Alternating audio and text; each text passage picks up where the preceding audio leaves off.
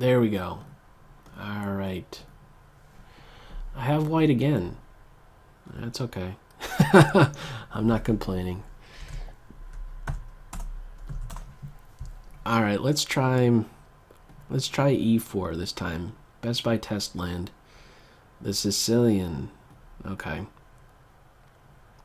Bishop b5. I'm usually a fan of this.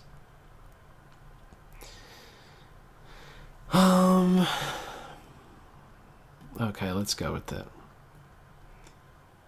Feel more comfortable with these lines than the open Sicilian. So what's the plan? Knight here is actually the most aggressive. Seems awkward, but it's not so quick to create balanced exchanges, bishop for bishop stuff, as we would have with bishop to d7. So do I take him right away?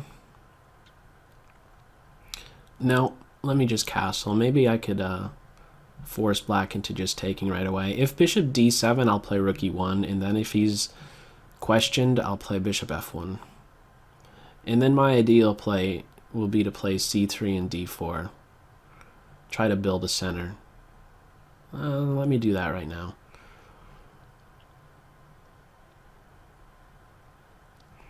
It could, in a weird way, turn into like a Roy Lopez, the Chigorin variation of the Roy Lopez.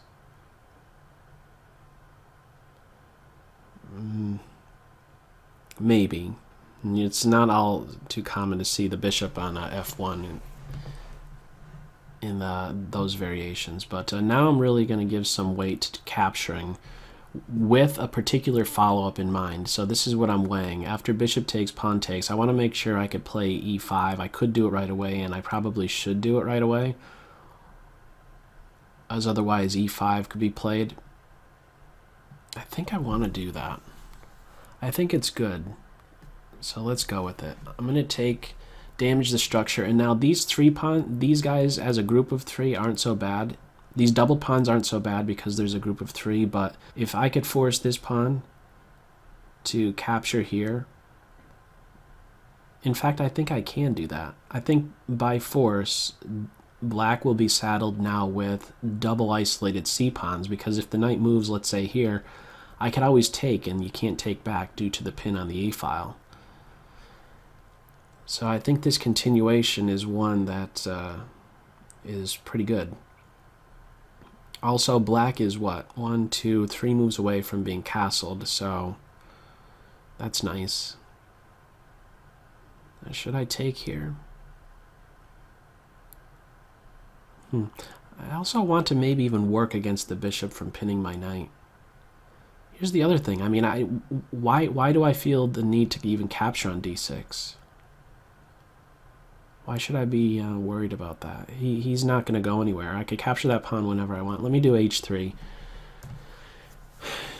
More long-term, it's a flight square, but the primary function of it for right now, at least in my mind, is to stop the pin. One reason I didn't want to do this is because I thought even maybe there could be e6 and then just the capture and development of the bishop, but since the knight is here, there's no worry of this pawn moving and avoiding that capture and keeping a group of 3 pawns together.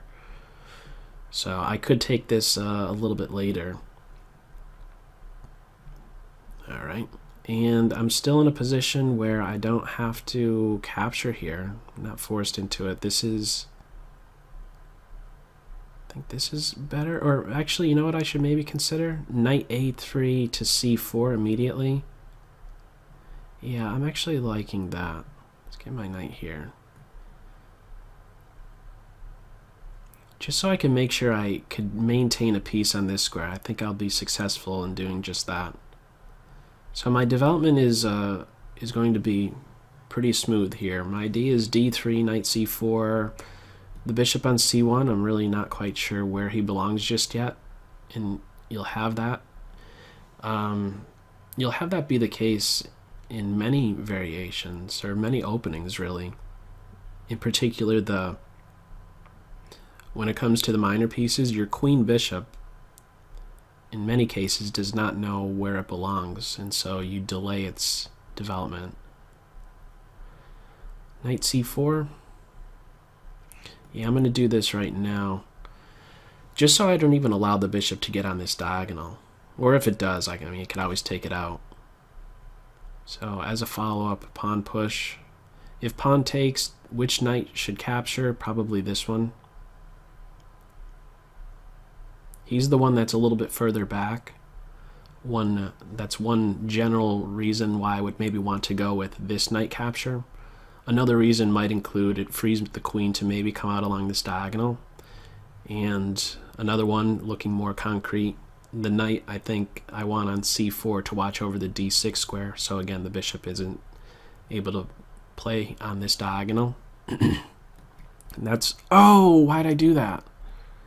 Well, it was to defend c2. Maybe I pulled the trigger too quick on that one. But now this move could be played. It's not really the end of the world, though. I don't think. I should have considered that. I mean, I should have considered this move, the knight moving with this to follow. It should still be alright, but now this is actually... I would really have liked to have had this as a home, but this is... I could just capture this bishop. I was expecting bishop to g6, but now I could take and push here. I don't think that should have been played. Oh, you know what the problem was? My mistake. Black's doing this because the knight didn't have any safe squares. If bishop back, a3. So I was mistaken to think that. And so I guess as a result, d5 was not correct because of this counterattack against the bishop with the threat of trapping the knight with a3. So I guess this is still quite all right. I'm going to take the bishop and then play e6. That's what I have in mind. Let's just run with it. And normally I would want to kick that knight right away, but a6 here, he would like to get to this square. I don't think I'm inconvenienced by keeping him on this square, so I think I'm going to go with this right now. Let's open stuff up. Black is still not castled. A minute 37 to a minute 15. Slight lead time-wise. This is a good position for me, though. Time aside, it's a good position. I could even consider, well, yeah, I mean, if takes, rook takes, there's knight check. This might be the only move. Well, I think it's actually busted. Pawn here, I could play knight here, looking to get into this f5 square. And if g6, okay, this is going to be a problem. Knight here, I think, is best. Not taking right away, but just threatening to get into this square. But maybe before I do that, I want to kick the knight.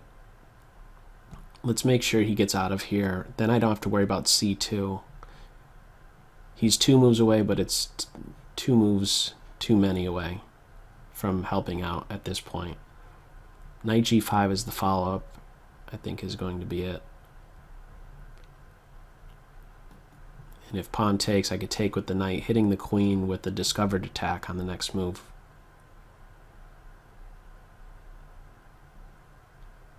Oh, there's that. I think this is still winning, though.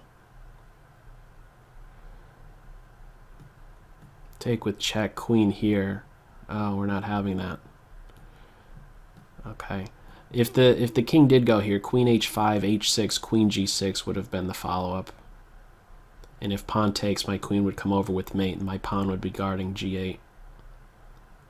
Just take a pawn, ready to check on this square.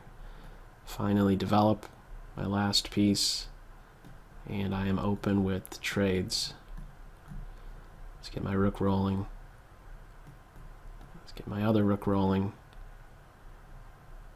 And let's make sure that knight is going to be under control. I don't want him to get here in my territory, so let's also keep him out of f5. Oh, did I miss him? No, I didn't miss a mate. Let's just trade. King position at this point. Just want to make sure the knight doesn't get out of control. King here, it's a mate in 2, I think. Alright, no time left. Alright. Good game, Dragon 96. Let's go back. Sicilian, knight c6. If you're not familiar with this structure, you probably want to hold off on playing knight here. It's not the easiest structure. I'm not quite sure. I'm 100% sure how to play when there's the doubled c pawns like that, but it's easy to fall into a strategically lost position as black if you're not familiar with the double c pawn structure. So I think I shared most of my thoughts actually during the game at this point. I was waiting first for a6. I wanted black to expend a move instead of taking on c6 voluntarily. If you want to avoid the structure, the doubled structure altogether, instead of a6, you could consider this with then the kick. So that's another avenue to go, or another road to go down. This is striking me as just good for white. I think this should be avoided. I don't know that a6 could be played. It seems wrong. So I think a better one would be bishop here. Maybe e5. That's another one to consider. If I'm ever capturing, then this is a nice group of, you have a nice central presence, and the typical hold that you would have on d5 is remedied as a result of the doubled pawns on the c file, your pawn on c6 defending d5. So I took, my idea was, again, if bishop d7, I was going to go c3, and after a6 I was going to drop back to f1 and then look into the d4 move. Or maybe even before d4 I would play h3, as you would see in the Roy Lopez, to prevent the pin and not allowing black, in other words, to resolve the tension in the center when I do get the d4 move in.